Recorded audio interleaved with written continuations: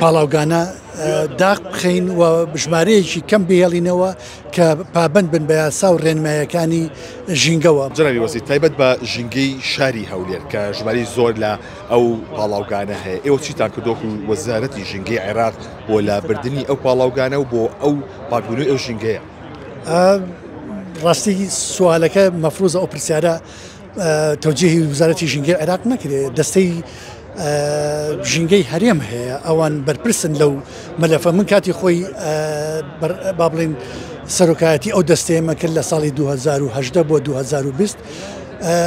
هەوڵمان زۆردا ئەو کاتە کە بتوانین ئەو پاڵاوگانە داغ بخەین و ژمارەیەکی کەم بهێڵینەوە کە پابند بن بە یاسا و ڕێنمایەکانی ژینگەوە. بەڵام بەداخەوە هەرمانەوە و هەر هیچ نەکرا. بەس ئەوەی لە ئێستاە ئێمە وزارەتی ژینگەی عێراق هیچمان بۆ نەکراوە، چکە ئەوە کاری دەستەی ژینگەی هەرێمە. ئێوە هیچ نهاتە سەرخەت لەسەر ئەم بابەتە؟ ئێمە ئەگە داوامان لێ بکەین دێنە سەرخەت بە تەکۆسە داوامان لێ نەکراوە. تایبەت بە سەرجەم هەرێم بەم شێوازەیە کە بەجێتان نێشتۆ بۆ دەستەی ژینگە؟ طبعا ئێستا خۆ لە عێراقا دەستەی ژینگە چاودێری ژینگەی عێراق ناکە. عێراق وزارەتی ژینگە چاودێریەکە. ئێمە ئەو سەلاحیەتە بەپێی یاسا و ڕێنمایی دراوە بە دەستەی ژینگە کە ئەوان بەرپرسن لە ژینگەی هەرێم.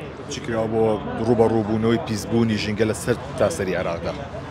لە عێراق بە کۆمەڵێ پرۆژە هەیە لەسەر هەوای بەغداد. ئێمە وەزارەتی ژینگە توانیمان لەگەڵ طبعاً بە تەوجیهاتی دەوڵەتی ڕئیس وزەرا محەممەد شیع سوودانی کە هەندێک وزارەتی نەوت، داخلیە، زراعە،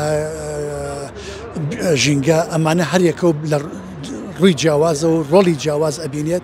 ئێمە وەک وزارەتی ژینگە لە خلالی ئەو تیمانی کە هەمانە بۆی چاودێری زیاتر بکەین لەوێ و توانیمان قەرد با بڵین من حەیەک وەربگرین لە بەنکی مرکزی عێراقیەوە کە بڕی 1 ملیار دیناری عێراقی، کە ئەمەش لەگەڵ ملیارێکی دیناری سندوقی ژینگەی وزارەت کۆیکەینەوە بیخینە سەر یەک بۆ ئەوەی کە بتوانین چەندین وێزگەی چاودێری بکڕین بۆ هەوای چاودێری هەوای بەغدا.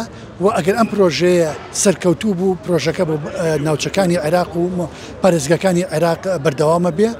عێراق لە ئەوەیە کە جۆری سوتەمەنی بگۆڕین لە نەوتی ڕەشەوە بۆ غاز، بۆ کە ئەو کارگانەی خشت با بڵین و وێزگەی کارەباکان غاز بەکاربێنن کە زیاتر ئاشنایە و ڕەفیقە لەگەڵ ژینگەیە. وزەنیە بۆکان عێراق پرۆژەیەکی هەیە کە تا 2030 بتوانین 12,000 مێگا لە وزەنیۆبەکانەوە بە تایبەت وزەی خۆر بەرهەم بهێنین.